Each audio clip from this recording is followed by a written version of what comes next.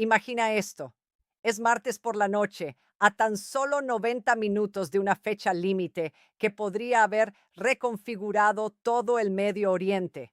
Los bombarderos B-52 estadounidenses y las aeronaves de ataque de largo alcance más pesadas del arsenal de los Estados Unidos ya están en el aire. ¿Sus objetivos? Plantas de energía iraníes, puentes iraníes, infraestructura civil. Los pilotos tienen sus órdenes y entonces suena el teléfono. En cuestión de horas, esos bombarderos giran a la izquierda, dan media vuelta, regresan a casa, sin ataques, sin explosiones, sin civilización muriendo en llamas. ¿Qué acaba de ocurrir? Y más importante aún, ¿qué significa esto para las próximas 2 semanas, para la economía global y para un mundo que estuvo aterradoramente cerca del borde de algo de lo que quizás nunca habría podido retroceder? Bienvenido de nuevo a World Brief Daily. Si eres nuevo aquí, somos el canal que analiza los eventos globales más críticos en tiempo real. Sin relleno, sin manipulación, solo análisis. Suscríbete ahora mismo y activa las notificaciones, porque lo que estoy a punto de explicarte es uno de los 48 horas más trascendentales de la historia geopolítica reciente y apenas estamos comenzando. Establezcamos el panorama completo porque el contexto lo es todo. Esta guerra, y sí, necesitamos llamarla así, comenzó el 28 de febrero de 2026. Fue cuando los Estados Unidos e Israel lanzaron ataques aéreos coordinados contra Irán bajo lo que se ha denominado Operación Furia Épica. Los objetivos incluyeron instalaciones militares, sitios nucleares y el liderazgo iraní. Eso no es una escaramuza, eso no es un ataque aéreo, eso fue la apertura de una guerra, y la respuesta de Irán fue inmediata, dramática y estratégicamente devastadora.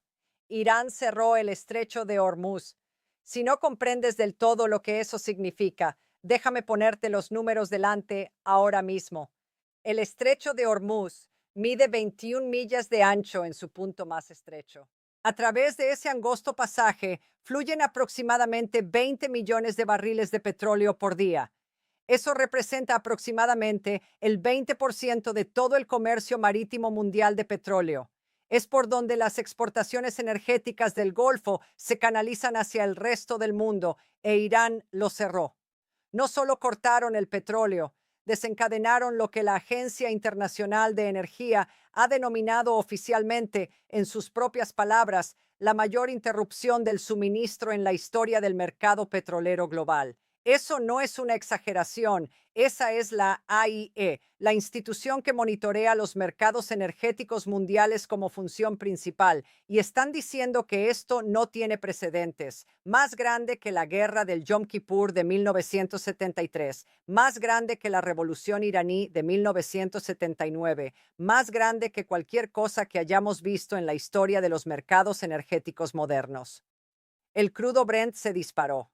Superó los $100 por barril por primera vez en 4 años. Alcanzó un máximo de $126 por barril. Analistas de Bloomberg estaban ejecutando modelos que mostraban que los precios podrían llegar a $200 por barril si el cierre se extendía hasta el segundo trimestre. El Banco de la Reserva Federal de Dallas publicó investigaciones que proyectaban que un cierre de Hormuz de un trimestre reduciría el crecimiento real del PIB mundial en casi 3 puntos porcentuales en términos anualizados. La UNCTAD, la Agencia de Comercio y Desarrollo de las Naciones Unidas, advirtió sobre impactos en cascada en los precios de los alimentos, el suministro de fertilizantes y la aviación. Los estados del Golfo como Kuwait y Qatar comenzaron a enfrentar lo que los economistas llamaron una emergencia en el suministro de alimentos, con el 70% de sus importaciones alimentarias interrumpidas a mediados de marzo. Y esto no era solo un problema del petróleo, era un problema de todo. Según el Foro Económico Mundial, más allá del petróleo crudo, el estrecho transporta aproximadamente un tercio del comercio marítimo mundial de metanol, casi la mitad de todas las exportaciones globales de azufre, volúmenes significativos de aluminio helio, fertilizantes y el coque de petróleo que alimenta la fabricación de baterías para vehículos eléctricos. Filipinas implementó una semana laboral temporal de 4 días para gestionar los costos de combustible. Las aerolíneas estaban desviando vuelos alrededor del Medio Oriente, añadiendo horas a los trayectos y quemando más combustible. Las principales empresas navieras, incluidas Maersk y Hapag-Lloyd, ya habían suspendido completamente las rutas del Medio Oriente. El centro Stimson describió el estrecho de Hormuz no como una palanca táctica, sino como, y esta es su fraseología, una correa de transmisión entre la guerra regional y la economía global. Esa es la lente a través de la cual debes entender todo lo que ocurrió el martes por la noche. Ahora, antes de profundizar en la mecánica de este acuerdo, hablemos de las 48 horas que condujeron al alto el fuego, porque esto no fue una resolución diplomática limpia, fue caótico, a último momento y lleno de contradicciones que todavía se están desarrollando ahora mismo mientras grabo esto. En los días previos a la fecha límite, la presión era extraordinaria. El presidente Trump había estado emitiendo advertencias cada vez más extremas a través de Truth Social. El domingo de Pascua, 5 de abril, publicó, y lo leeré porque el tono importa: el martes será el día de las plantas eléctricas y el día de los puentes, todo en uno en Irán. No habrá nada igual. Abran el estrecho, locos desgraciados, o vivirán en el infierno. Eso lo escribió un presidente en ejercicio de los Estados Unidos en las redes sociales. La escalada era real y la fecha límite era real. Pero dentro de la Casa Blanca había una división. Por un lado, el primer ministro israelí Benjamin Netanyahu, Arabia Saudita, los Emiratos Árabes Unidos y el senador Lindsey Graham, todos presionando a Trump para que rechazara cualquier acuerdo a menos que Irán hiciera concesiones importantes de antemano. Por el otro lado, el vicepresidente J.D. Vance, el enviado especial Steve Witkoff y Jared Kushner, todos aconsejando a Trump que aceptara un acuerdo si era alcanzable, y entonces Pakistán intervino. Este es el detalle que tiende a pasarse por alto y no debería. El primer ministro pakistaní Shehbaz Sharif y el jefe del ejército mariscal de campo Asim Munir se comunicaron personalmente con el presidente Trump. Propusieron un marco, un alto el fuego de 2 semanas durante el cual Irán reabriría el estrecho de Hormuz y ambas partes entrarían en negociaciones formales. Trump confirmó en su anuncio, y lo citaré directamente aquí, que acordó suspender los ataques contra Irán, basándose en conversaciones con el primer ministro Sharif y el mariscal de campo Munir, quienes le pidieron que se abstuviera de la fuerza destructiva que se enviaba esa noche. Pakistán no es un mediador obvio en un conflicto entre Estados Unidos e Irán, pero tenía tanto la motivación como el acceso. Pakistán depende en gran medida de las importaciones de petróleo del Golfo.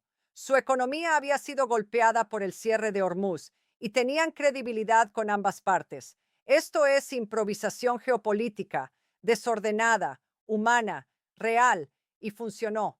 Ahora, entremos en la mecánica precisa de lo que se acordó, porque aquí es donde se vuelve genuinamente fascinante y genuinamente complicado. Por el lado estadounidense, Trump anunció una suspensión de 2 semanas de los ataques contra Irán.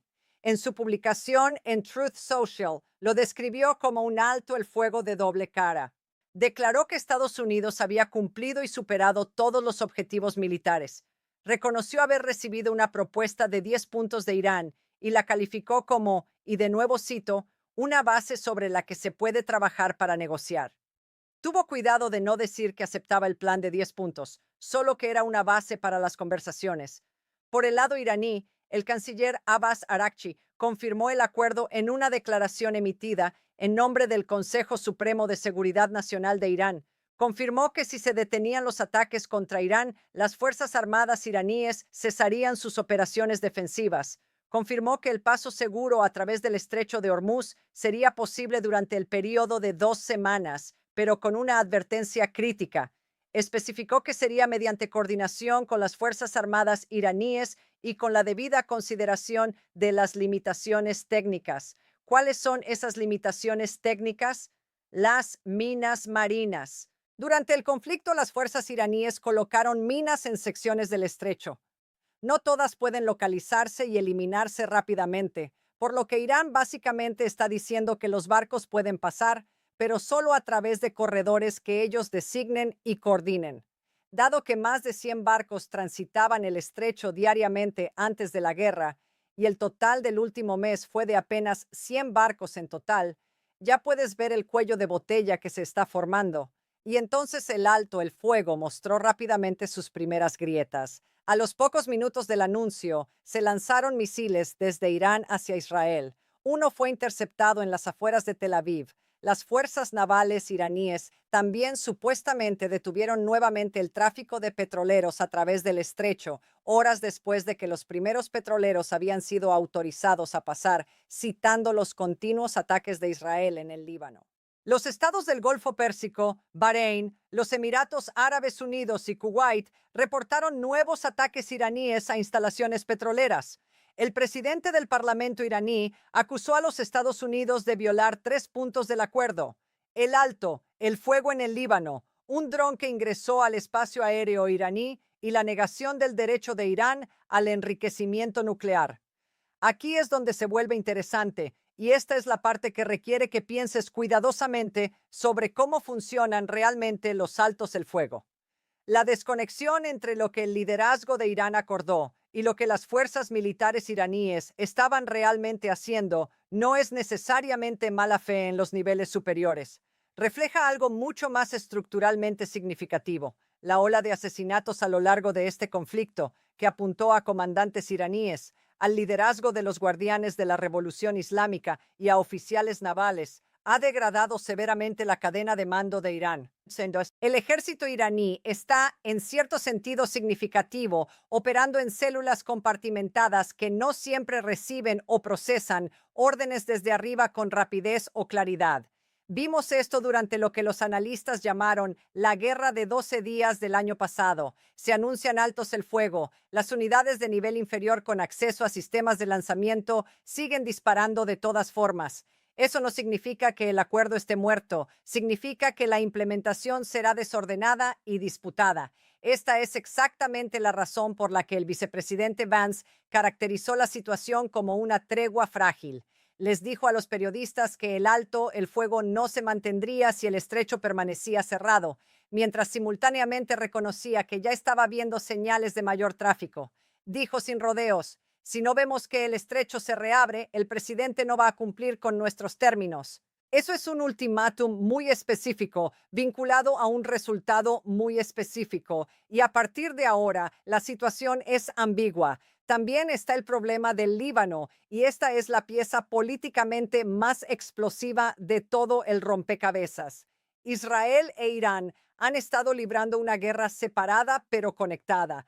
Israel invadió el sur del Líbano y ha estado llevando a cabo ataques aéreos sostenidos contra Hezbollah, el proxy más significativo de Irán. El primer ministro pakistaní Sharif declaró públicamente que el fuego cubría también el Líbano.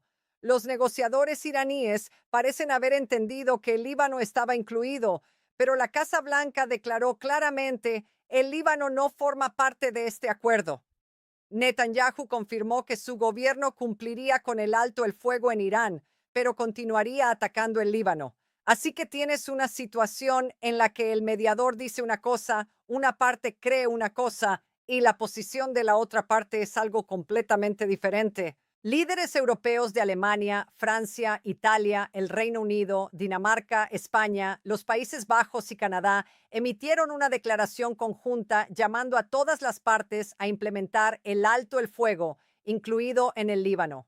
La presidenta de la Comisión Europea, Ursula von der Leyen, lo llamó una posible solución a lo que advirtió podría convertirse en una grave crisis energética mundial. Pero esa declaración conjunta no tiene mecanismo de aplicación. Es una súplica, no una garantía. Y necesitamos hablar sobre la propuesta de 10 puntos, porque este documento es la clave para entender hacia dónde van las próximas 2 semanas. La propuesta de 10 puntos de Irán, tal como fue presentada a través de los medios estatales iraníes, es extraordinariamente ambiciosa.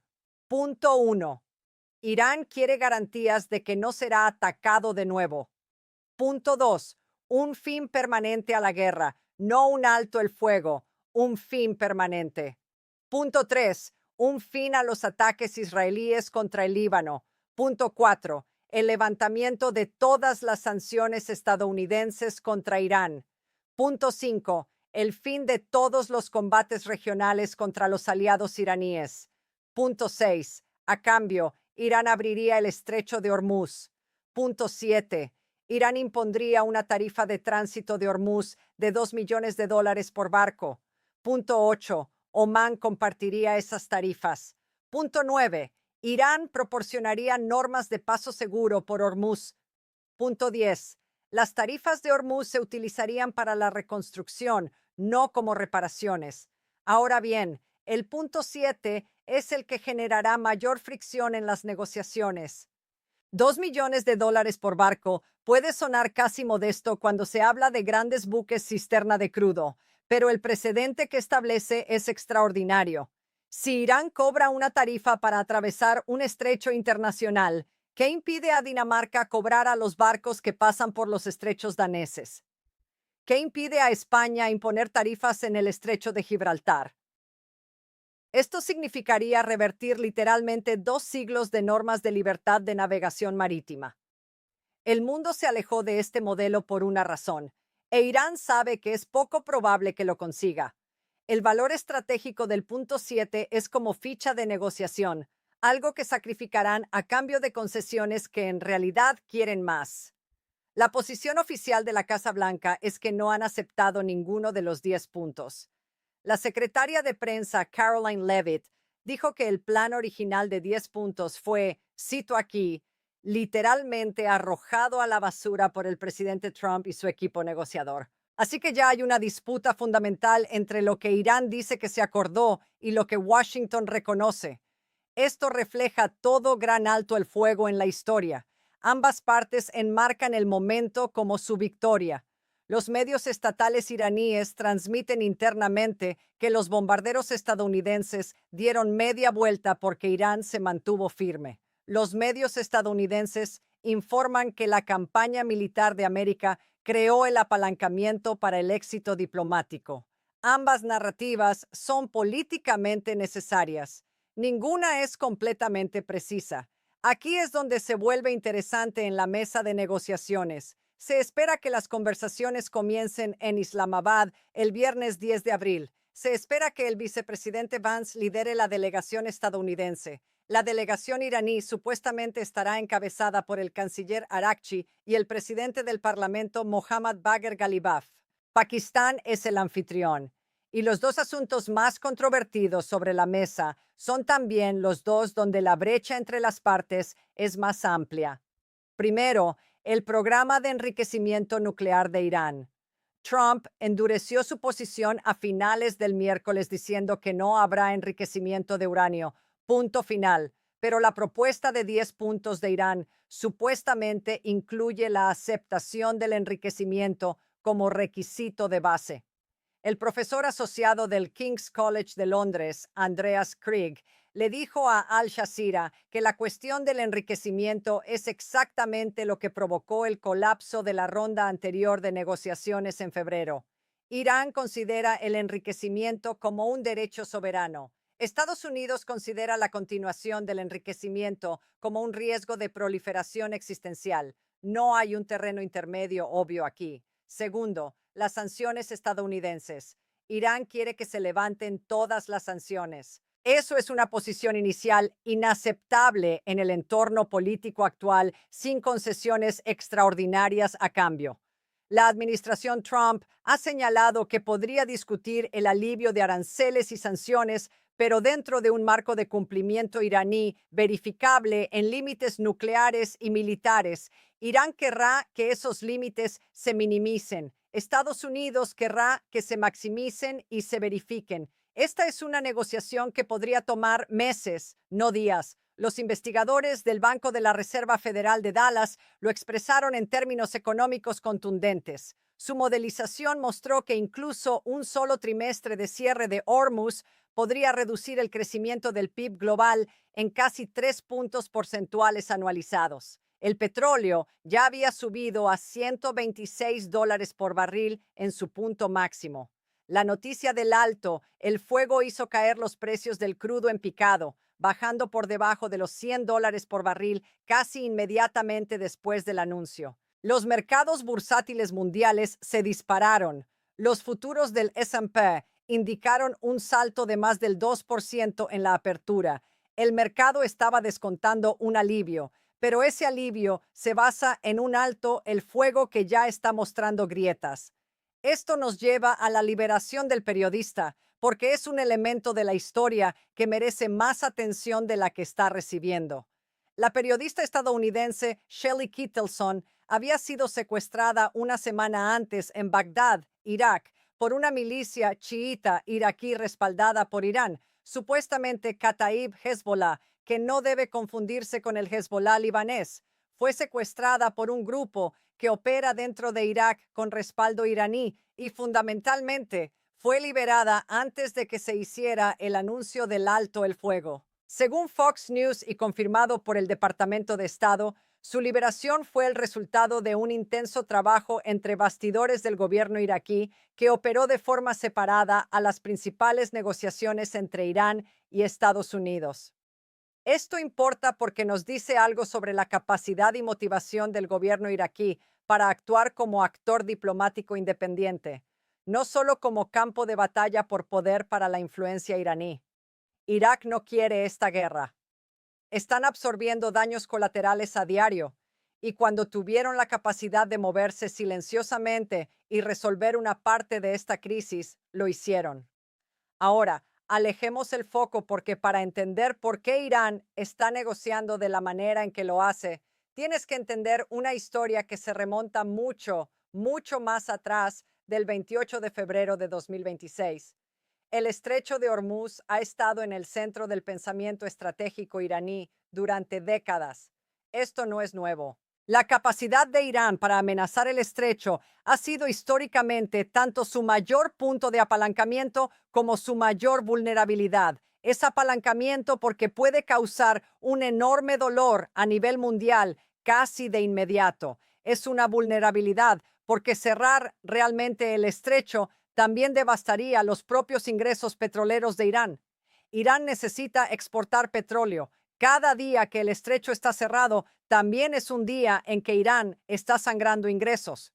El patrón de escalada y desescalada en el estrecho se remonta a la guerra de los petroleros de los años 1980, cuando el ejército estadounidense tuvo que escoltar a los petroleros a través de las aguas del Golfo bajo la operación Ernest Will. La situación actual tiene ecos de ese periodo, pero la escala es diferente, la interdependencia global es diferente y las capacidades militares de todos los lados, incluida la guerra de drones, los ataques de precisión y la capacidad de minar y dragar vías acuáticas, son categóricamente diferentes a todo lo visto en esa época. Lo que hace que este alto el fuego sea estructuralmente frágil es precisamente lo que lo hace significativo. Por primera vez, el Consejo Supremo de Seguridad Nacional de Irán ha reconocido formalmente el alto el fuego y confirmado la voluntad de negociar basándose en un marco de propuesta originado por Estados Unidos. El líder supremo de Irán ha aprobado personalmente el acuerdo. Eso no es poca cosa. En la política interna del régimen iraní, ese nivel de respaldo explícito de alto nivel importa. Incluso si la cadena de mando militar está fracturada, incluso si las unidades de nivel inferior siguen disparando, la legitimidad política de este alto el fuego en el nivel más alto de la autoridad iraní es real. Y la pregunta que más importa ahora mismo, la pregunta que todo analista de mercados energéticos, todo diplomático, todo gobierno en Asia y Europa está observando es si el estrecho puede reabrirse de manera funcional que permita reanudar el tráfico marítimo. El panorama técnico es complicado. Más allá de las minas está la cuestión de los seguros. Las principales empresas navieras han estado operando bajo disposiciones de seguro de riesgo de guerra, que básicamente hacen que los tránsitos por Hormuz sean comercialmente prohibitivos. Esas disposiciones no desaparecen porque se anunció un alto el fuego el martes por la noche. Requieren estabilidad documentada, paso seguro consistente y confianza en que las fuerzas navales iraníes no revertirán su comportamiento anterior de apuntar a los buques. Según CNBC, ese proceso de restaurar la confianza del transporte marítimo comercial podría tomar semanas, incluso en el mejor escenario. El atraso es extraordinario. Antes de la guerra, más de 100 barcos transitaban el estrecho diariamente. Durante el último mes de conflicto, el recuento total era apenas ese número durante todo el periodo. Eso es aproximadamente 3 barcos por día en lugar de más de 100. Hay petroleros formados en el Golfo de Omán. Hay crudo almacenado en Arabia Saudita y Kuwait que los productores necesitan mover. Y ahora vas a enrutar todo eso a través de canales limitados por los requisitos de limpieza de minas iraníes. La congestión será significativa incluso en el mejor caso. Y aquí está la realidad del panorama general que cada gobierno que observa este alto el fuego necesita asimilar. Esto no es un acuerdo de paz. Esto no está ni cerca de un acuerdo de paz. Como le dijo el analista Rob Pinfold a Al Jazeera, todas las partes básicamente han acordado no estar de acuerdo y han aplazado sus desacuerdos fundamentales. La cuestión del enriquecimiento, la cuestión de las sanciones, la cuestión de las fuerzas proxy regionales, la normalización de la soberanía iraní sobre el tráfico marítimo, que es lo que su plan de 10 puntos está exigiendo de manera efectiva. Ninguno de estos asuntos ha sido resuelto. Ninguno de ellos se resolverá en 2 semanas. Puede que no sean resolubles en 2 años. Lo que este alto el fuego es una pausa de importancia crítica, una pausa que evita lo que podría haber sido una escalada militar irreversible esta noche, una pausa que le da a la economía global una ventana para respirar, una pausa que le da a los diplomáticos una mesa en la que sentarse. Los 7 países del G7 más el liderazgo de la UE, al llamarlo una posible solución a una grave crisis energética mundial, tienen razón, pero solo si la pausa se convierte en algo más duradero, y eso no está garantizado. Entonces, ¿qué observamos en los próximos días? Observa el estrecho. No solo si los barcos se están moviendo, observa qué tipos de barcos, bajo qué condiciones y bajo la coordinación de quién. Si Irán está exigiendo la coordinación de las Fuerzas Armadas iraníes para cada buque, eso no es libertad de navegación, eso es soberanía iraní sobre aguas internacionales. La Casa Blanca ya ha dicho que el cobro de peajes por parte de Irán se consideraría una limitación que viola los términos del acuerdo. Estas dos posiciones aún no están reconciliadas. Observa el Líbano. Israel ha sido explícito. El alto el fuego no cubre el Líbano. Irán y Pakistán creen que sí. Si los ataques israelíes en el Líbano continúan con su intensidad actual, las facciones militares de Irán usarán eso como justificación para reanudar los ataques, posiblemente independientemente de lo que su liderazgo político en Teherán haya acordado. Esa variable del Líbano podría deshacer este acuerdo más rápido que cualquier otro factor, observa Islamabad. Las conversaciones que comienzan el viernes 10 de abril serán la primera prueba real de si existe un camino genuino de negociación aquí. Que Vance lidere la delegación estadounidense es significativo. Señala que esto es una prioridad en el más alto nivel del poder ejecutivo. Pero las instrucciones de la delegación iraní, las brechas entre las propuestas de 10 y 15 puntos y la línea roja del enriquecimiento nuclear son todos obstáculos enormes que no se han movido. Y observa los mercados. El petróleo por debajo de $100 es el veredicto del mercado sobre un optimismo cauteloso. Si el tráfico en Hormuz se reanuda de manera significativa, los precios caen aún más. Si se estanca, si ocurre un nuevo ataque, si el Líbano provoca un colapso del marco del alto el fuego, Los precios se disparan de vuelta hacia ese pico de $126 muy rápidamente. El modelado del Banco de la Reserva Federal de Dallas es claro sobre las consecuencias para el PIB de un cierre prolongado. La economía mundial no puede absorber un cierre del estrecho de Hormuz durante el segundo trimestre sin entrar en lo que los analistas ya están llamando un posible shock estanflacionario. La conclusión es esta: el alto el fuego del martes por la noche es real. Los aviones dieron media vuelta, las bombas no cayeron. El estrecho está, por ahora, nominalmente abierto al paso coordinado. Una periodista estadounidense está libre. Y dos de los adversarios más trascendentales del sistema energético global están sentándose a una mesa en Islamabad en menos de 48 horas para intentar determinar si existe un mundo en el que esta guerra termine permanentemente. Eso no es poca cosa. Es realmente notable dado dónde estábamos hace 72 horas cuando Trump publicaba sobre civilizaciones muriendo y estudiantes iraníes formaban escudos humanos alrededor de las plantas de energía. Pero seamos claros, esto es frágil. El vicepresidente Vance usó exactamente esa palabra, frágil, y las cosas frágiles se rompen. El alto el fuego ya ha sido puesto a prueba por lanzamientos de misiles posteriores al anuncio, informes de rescierre de Hormuz, continuación de ataques en el Líbano y una disputa fundamental entre las dos partes sobre qué fue exactamente lo que acordaron. Las próximas 2 semanas nos dirán si el conflicto militar más trascendental del mundo en 2026 ha encontrado una salida genuina o si el martes por la noche fue simplemente la pausa antes de la próxima escalada.